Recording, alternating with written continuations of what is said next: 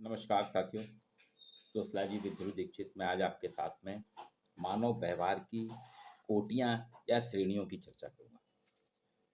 देश के प्रख्यात समाजशास्त्री मजूमदार और मदान, जी हाँ, डी.एन. मजूमदार और टी.एन. मदान, इन सभी से हम सभी जानते हैं। इन्होंने मानव शास्त्र का बहुत अध्ययन किया। समाज के परिपेक्ष में मानव के व्यवहारों को, मानव की क्रियाकलापों को, मानव के द्वारा किए जाने वाले विभिन्न प्रकार के जो उनके आर्थिक, सामाजिक, राजनीतिक क्रियाएं, उनका विश्लेषण किया। वास्तव में मानव शास्त्र जो है, नृतत्व शास्त्र, एंथ्रोपोलॉजी, मनुष्य और उसकी संपूर्णता के अध्ययन का विज्ञान कहलाता है। आपने बताया कि इसकी अपनी अलग विशेषताएं हैं। जितने भी समाज विज्ञान हैं, इनमें मनुष्य के प्रकार और संरचना, फंक्शन और स्ट्रक्चर की बात होती है। प्रकार की बात दुर्खिम ने भी करी है, मेलनोस्की ने भी करी है। संरचना की बात, स्ट्रक्चर की भी वेबर, दुर्खिम, मेलनोस्की, स्पेंसर सभी ने की है।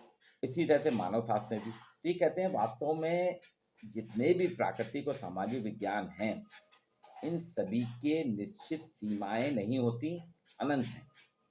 इसी प्रकार से मानव शास्त्र है। अब मानव शास्त्र के अंतर्गत मजूमदार और मदान ने मानव व्यवहार की बात की है। वो कहते हैं मनुष्य के संरचनात्मक व्यवहार को हम 4 श्रेणियों, 4 कोटियों में देखते हैं। पहली कोटि इनका कहना है आर्थिक है, दूसरी सामाजिक है, तीसरी धार्मिक और चौथी कोटि कलात्मक है। अब चारों को उन्होंने बहुत अच्छे तरीके विश्लेषित किया। बोले आर्थिक कोटि जो है, हमारी जितनी भी मानव की जितनी भी शारीरिक, मानसिक आवश्यकताएं होती हैं, जरूरतें होती हैं, उनकी पूर्ति करना उसके लिए आवश्यक होता है और वो करता ही है। आदिम काल से लेके वर्तमान इलेक्ट्रॉनिक युग तक मनुष्य अपनी जितनी भी शारीरिक, मानसिक आवश्यकताएं हैं, इनकी पूर्ति कर रहा है। इसमें भूख है, यौन इच्छा है, कुछ संवेगी अनुक्रियाएं हैं। ये जरूरत है, हमारी हर व्यक्ति की जरूरत है, हर व्यक्ति की आवश्यकता है।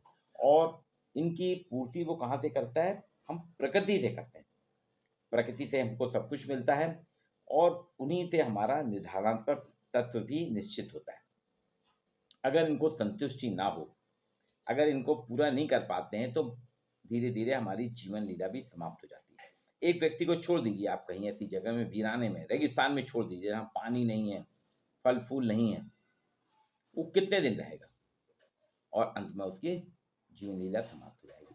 तो पर्यावरण के साथ अपनी संतुष्टियों के लिए, अपने आर्थिक क्रियाकलाप जो करने के लिए, जो संतुष्टियां हैं जिनके लिए आर्थिक क्रियाकलाप करता है, उसको पर्यावरण से सामंजस्य बनाना पड़ता है। तो हमारी भूख की जरूरत है, आवास की जरूरत है, वस्त्रों की जरूरत है, यौन इच्छाओं की पूरी, इन सब के लिए कहीं ना कहीं हमें कुछ प्रयत्न करना पड़ते हैं, और जो प्रकृति के सामंजस्य में ही होते हैं। अब ये जितना भी प्रकृति का उपभोग करके हमने भोजन, वस्त्र, आवासीय संसाधन जुटाए हैं, इन सभी क्रियाओं को समूची व्यवस्था के अंतर्गत जो करता है मनुष्य, इसको मदान और मजूमदार ने आर्थिक संगठन कहा है। और यह मनुष्य की प्रकृति अंतरक्रिया है। इसी से मनुष्य अंततः प्रकृति के साथ समायोजन करता है, और आज हम यहाँ तक पहुंचे। अब दूसरी कोटि आपने बताई है सामाजिक। मनुष्य की शारीरिक सीमाओं का उल्लेख तो हमने भी करा, आर्थिक क्रियाओं के लिए करते हैं। प्रकृति के साथ प्रभावकारी संबंध स्थापित करने के लिए मनुष्य के लिए आवश्यक है, प्रकृति के साथ जो हम संबंध स्थापित होते हैं हमारे, उसके लिए आवश्यक है मनुष्य को कि वो सामूहिक प्रयास करे। पहले व्यक्तिगत करता था अकेले, लेकिन उसने देखा कि प्रकृति से अकेले लड़ना आसान नहीं है। प्राकृतिक जीवों से, प्रकृति में कोई संकट आने पे प्राकृतिक अकेले नहीं, तो फिर वो समूह में रहने लगा, और समूह की आवश्यकता, और सामूहिक प्रयास कर रहा है। और सामूहिक प्रयास ही देखिए आज तक चल रहे हैं। सामूहिक प्रयासों में जो होता है, उसमें व्यक्ति की पारस्परिक समझबूझ होती है, और कुछ अनुक्रियाएं होती हैं जिनका वो सभी समूह के लोग, समूह के सदस्य पालन करते हैं। इसके लिए जरूरी कि साध और साधनों में एकता बनी रहे, और इसके लिए सदस्य जो हैं प्रभावकारी रूप से, इफेक्टिव रूप से वो आपस में संप्रेषण करते हैं।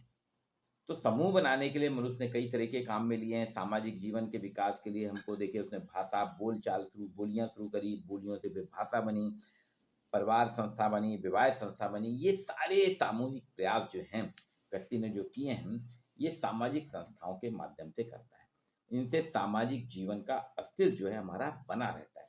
अगर आज परिवार अलग हो जाए, विवाह अलग हो जाए, भाषाएँ खत्म हो जाए, तो आपका अस्तित्व ही समाप्त हो जाएगा। क्योंकि आप कैसे रहेंगे? सर्वाइव नहीं कर सकते, संप्रेषण नहीं कर सकते, और इन सभी से समाज का मूर्तमान रूप बनता है। अब आप मनुष्यों के जितने भी समूह की स्थापना होती है, उसमें जितने भी सामाजिक क्रियाएँ होती हैं, मजूमदार मैदान उसको कहते हैं, ये इन क्रियाओं के परिपेक्ष में जो निर्माण होता है, एक संगठन बनता है, वो सामाजिक संगठन है। यह मनुष्य-मनुष्य के बीच में समायोजन करता है। इससे मनुष्य की यौन इच्छाएँ, संवेगी अनुक्रियाओं की आवश्यकताओं की पूर्ति में प्रकृति का प्रभावकारी इस्तेमाल संभव है। तीसरी प्रक्रिया जो उन्होंने बताई, तीसरी कोटि है, वो कहते हैं वो है धार्मिक। धार्मिक कोटि के लिए मजूमदार मैदान ने बहुत स्पष्ट विश्लेषण किया है। बोले प्रत्यक्ष दृष्टि और मानव जीवन कई पक्षों और रहस्यों के बारे में अपने सीमित ज्ञान के कारण कुछ बता नहीं पाता था। सृष्टि में जो कुछ भी प्रत्यक्ष रूप से होता था, तो जीवन के कई पक्ष ऐसे थे, कई रहस्य ऐसे थे, शुरुआती दौर में मनुष्य इनके बारे में जानता नहीं था।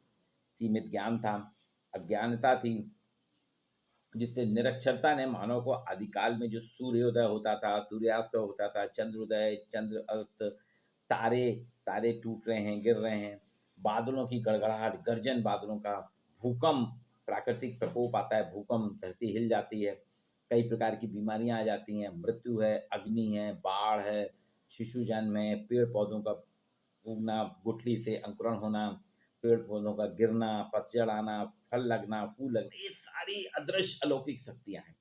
तो मनुष्य को कहता था कि इन सारी प्रक्रियाओं में ये जितना जो कुछ भी हो रहा प्रकृति में, सृष्टि में, ये सब कुछ ही अलौकिक एक अदृश्य शक्ति है, जिसको वो प्रारंभ में भूत प्रेत, अंधविश्वास से भूत प्रेत कहता था कि उनके माध्यम से होता है, एक अदृश्य है जो जो हमको दिखाई नहीं देता, लेकिन वो इन सबका संचालन कर रहा है।